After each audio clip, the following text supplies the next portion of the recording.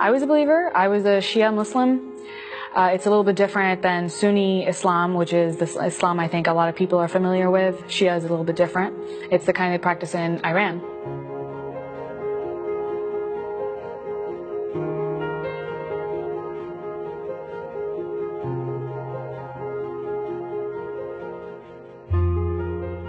I believed for a long time, and I participated in the local community in Houston, Texas, which is actually a pretty large community of Muslims.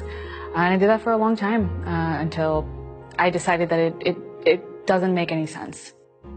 Philosophy made a big dent, thinking about just morality and how do we get certain concepts and how do we determine right from wrong.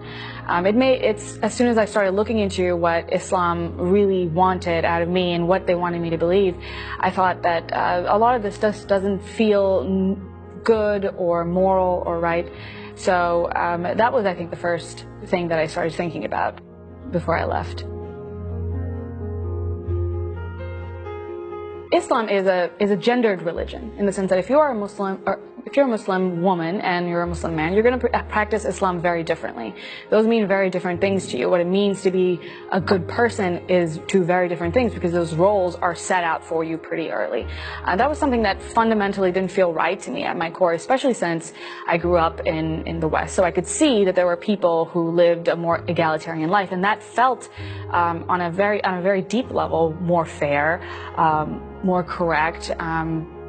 And so then when I started to look into that, especially the role of women in Islam, I found it to be something that was quite harmful to a lot of women and allowed for a lot of oppressions to go on. Well, it's interesting because I believe that too. When I was a Muslim, I was told that Islam liberated women, that it was the best religion for women, and when Muhammad came, he gave women rights that they never had before.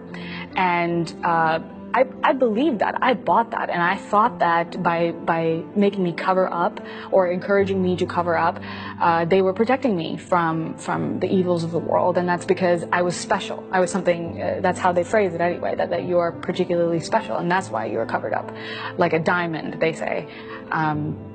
So I actually felt that Islam was good for me until I really started looking into the specifics of it. I started looking into what a woman's worth is.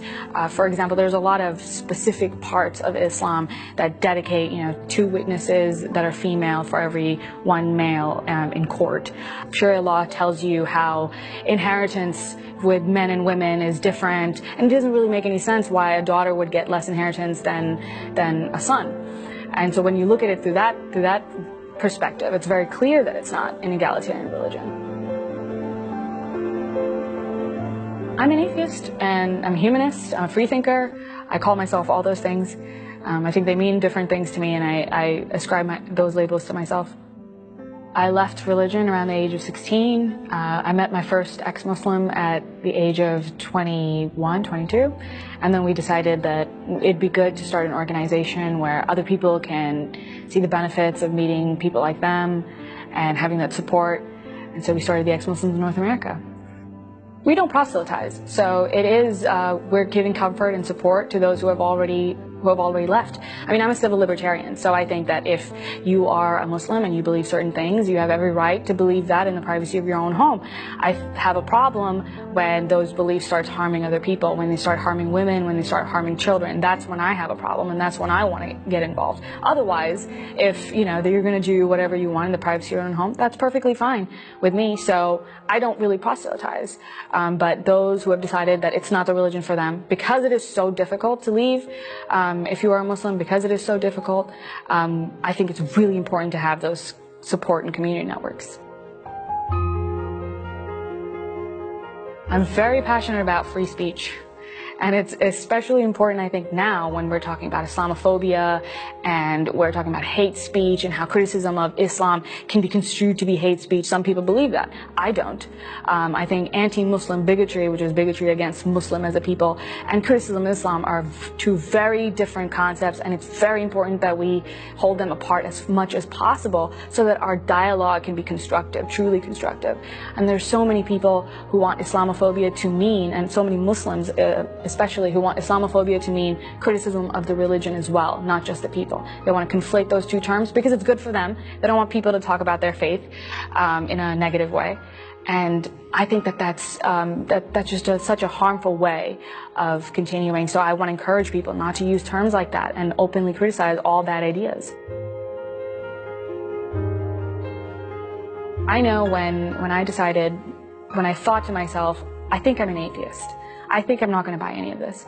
It felt like a weight was just lifted off my shoulders, and the world felt like a bigger and more beautiful place immediately. I mean, it was shocking, and it was kind of scary, because now there was this chaos that didn't exist when my world was ordered in the way that Allah wanted it to be. But when I removed that burden from my shoulders, it was just such a more exciting place to be in, and it made some of the harmful aspects of leaving religion a little bit easier to bear.